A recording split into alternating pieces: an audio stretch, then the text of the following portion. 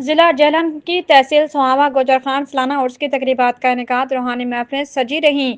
اسلام آباد میں دربار عالیہ حضرت پیر سید شاہ سفیر بزرگنی کے 395ویں سالانہ عرس مبارک کی روح پرور تقریبات 15، 16، 17 اور 18 اپریل 2024 کو نہایت عقیدت و احترام کے ساتھ منعقد کی جائیں گی۔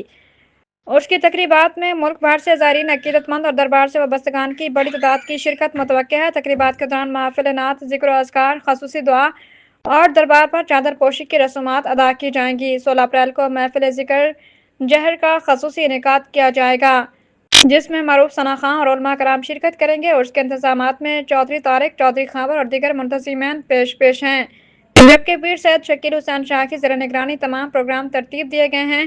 اس موقع پر سیکیورٹی اور دیگر سہولیات کو یقینی بنانے کے لیے بھی خصوصی اقدامات کیے گئے ہیں۔